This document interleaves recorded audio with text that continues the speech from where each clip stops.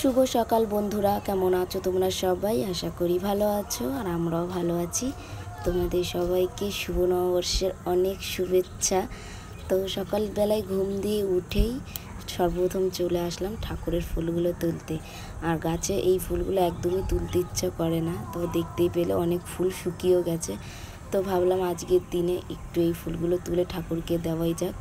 সেই কারণেই দুখানা তুলবো, বেশি না। কেন আমার সত্যি কথা বলতে ফুল জিনিসটা না গাছে দেখতে আমার ভীষণই ভালো লাগে, তুলতে আমার একদমই ভালো লাগে না, কিন্তু তাও আজকে তুলছি। আর এই ফুলও একটু তুলবো। আর এই কামিনী ফুল আর গন্ধরাজ ফুল যে কি সুন্দর যে গন্ধ, কি বলবো। ঠাকুর ঘরে দিলে মানে সারা ঘরে একদম ফুলের গন্ধে ভরে গেছে, এত সুন্দর গন্ধ। তো এখান থেকেও নিলাম, এটা ভালো ফোটেনি, তাও একটা করি নিয়েছি। তারপর নিচে চলে এসেছি, মা এদিকে রান্না করছে। আজকে রান্না হচ্ছে পালং শাক আলু দিয়ে। আজকে কোনো স্পেশাল কিছু হবে না। আর এখানেও হচ্ছে আমের টক। এখন যেহেতু গরম পড়ে গেছে, আমের চাটনি বা আমের টক এগুলোই, বা আমের ডাল এগুলোই চলবে। আর এখানে হচ্ছে রুই মাছের ঝোল। আমাদের ঘরে বেশিরভাগ রুই মাছটা, কাতলা মাছ এগুলোই খাওয়া হয়, তো সেটাই করছি। আর তারপরে চলে এসেছি আলনা গোছাতে। আজকে যেহেতু বছরের প্রথম দিন, ঘর বাড়িটা একটু ভালোভাবে গোছাতেই লাগে। তো আসল কথা হলো দাদার অনেক জামা কাপড় ছিল আলনাতে, তো আজকে সব বাতিল করে দিয়েছি, যেগুলো পরবে না বাতিল করে তারপর আবার সুন্দর করে আলনাটা গুছিয়ে রাখছি। কেন অনেক জামা যেগুলো পরতো না বেকার বেকার আলনায় ঝুলে থাকতো, দেখতে একদমই ভালো লাগতো না। আর সবথেকে বড় কথা, প্রচুর পরিমাণে ধুলো পড়তো, সে কারণে সরিয়ে দিয়েছি। আর এই পয়লা বৈশাখ ছোটোবেলায় যে কী আনন্দ কাটিয়েছি, মানে ছোটোবেলায় পয়লা বৈশাখ আর এখনের পয়লা বৈশাখের মধ্যে অনেকটা তফাৎ রয়েছে। ছোটোবেলায় যেমন ঘুম দিয়ে উঠেই মানে স্নান করে একটা নতুন পয়লা বৈশাখের জামা দিত মা, সেটা পরে মানে ঘুরতাম, সবার বাড়ি গিয়ে সবাইকে বড়দের প্রণাম করতাম, অনেক অনেক মজা করতাম। কিন্তু যত বড় হচ্ছি তত মনে হচ্ছে এইসব মজাগুলো আস্তে আস্তে চলে যাচ্ছে। যেমন এই বছর পয়লা বৈশাখ তো আমার শুধু কাজ করে করেই কেটে গেছে। এমনি রবিবার ছিল ছুটির দিন, তার মধ্যে ছিল পয়লা বৈশাখ। আর যেহেতু সপ্তাহে একটা দিনই বাড়ি থাকি, সেই কারণে কাজটাও প্রচুর পরিমাণে থাকে। তো এই বাজার ঘাট ঘর গোছানো এই করতে করতেই দিনটা যে চলে গেল টেরই পেলাম না। পয়লা বৈশাখ বলে কোনো কিছুই আমার কাছে মনে হলো না।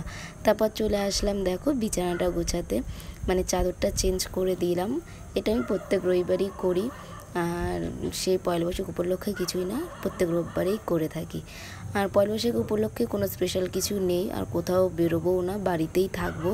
সত্যি কথা বলতে আগে ইচ্ছা করতো, কারণ আগে তো কোথাও মানে বেরাতাম না, প্রত্যেক দিন কাজ বাজ করতাম না। আর এখন প্রত্যেক দিন বেরোচ্ছি, আর মানে এই ছুটির দিনে না আর এনার্জি পাই না যে কোথাও ঘুরতে যাই। তারপর চলে এসে দেখো ডাঙ্কার দল। পয়লা বৈশাখে এটা সবার ঘরে ঘরেই যায় ডাঙ্কা বাজাতে এনারা, তো আমাদের বাড়িতেও এবছর এসছে। আর এদিকে দেখো ডাব পাড়া হচ্ছে, দিদির ছেলে পাচ্ছে ডাব। আর এখানে দেখো কত খেজুর হয়েছে গাছটায়, আর কদিন বাদেই হয়তো খেজুরগুলো ভালো করে পেকে যাবে। তারপর চলে আসলাম বাজারে। বাজারে এসেই তো সবজি নিয়েছি, তার মধ্যে এঁচোড় নিলাম, এঁচোড়টাও কাটিয়ে নিয়েছি। আর এদিকে মাছ নিয়েছি, মাছটাও কেটে নিয়েছি। আর একটা মাছ নিয়েছিলাম, সেই মাছটা কাটিনি, সেটা বাড়িতে গিয়ে আমি কেটে খাওয়া দাওয়া নিয়েছি। হয়ে গেছে, চলে এসেছি বাড়িতে। বসে আছি বাড়িতে। দাদাও নেই, দাদাও দেখলাম এক্ষুনি বেরিয়ে গেল, আর অনেকটাই লেট হয়ে গেছে। আজকে পয়লাও বৈশাখ প্লাস আজকে রবিবার ছুটির দিন। ওই যে প্রত্যেক রবিবারে যেরকম কাজকর্ম বাজার ঘাট এটা থাকেই, এটা আমার প্রত্যেক রবিবারের রুটিন, তো সেটাও ছিল। এবার বাজারে যাওয়া মানে অনেকটা লেট হয়ে যাওয়া। আসলাম, মাছ এনেছি, একটা মাছ তো কেটে নিয়ে এসেছি রুই মাছ, আর একটা মাছ নিয়ে এসেছিলাম, সেই মাছটা আর কাটা হয়নি, ছোটো ছোটো মাছ, তো সেটাও বসে বসে কাটতে টাইম লেগেছে, অনেকটা মাছ ছিল। তারপরে স্নান করলাম, করে খাওয়া দাওয়া হয়ে গেছে, এখন একটু বসে আছি। আর দাদা তো নেই বললামই, মা আসছে, মা একটু বেরিয়েছিল আজকে, যেহেতু পয়লা বৈশাখ ইচ্ছে ছিল না যাওয়ার, কিন্তু পয়লা বৈশাখ মানে বছরের প্রথম দিন বাংলার হিসাবে, তো একটু তো দোকানে পুজো দিতে লাগে, সেই কারণে গেছে। চলো আসছে, ফোন করেছিলাম, বললো আমি আছি রাস্তায়।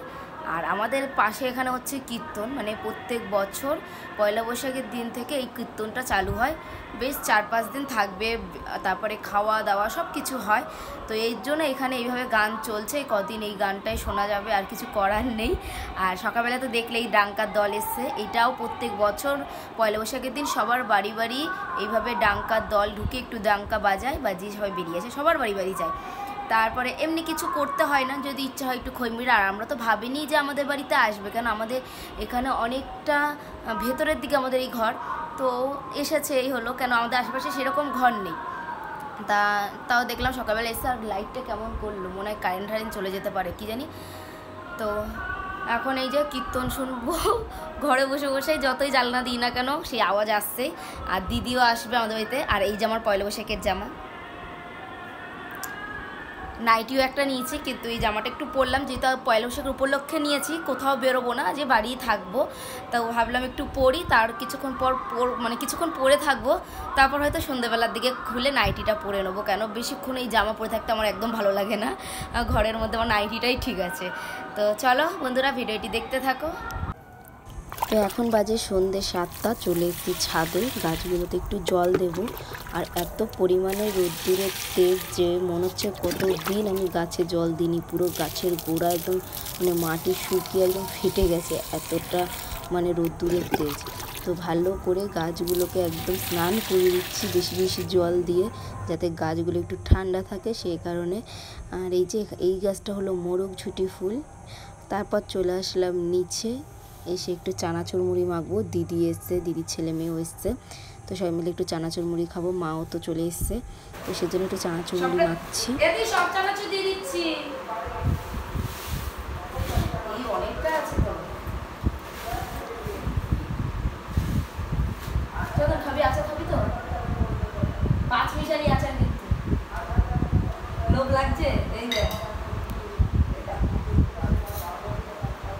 আচার দিই, দেবো আচার একটু, আচারটা দিলে ভালো লাগবে।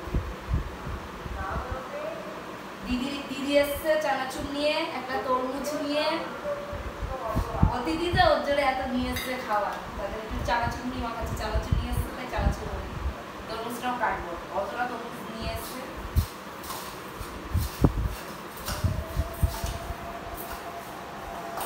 চলে এখন সবাই মিলে মুড়ি মাখা খাবো।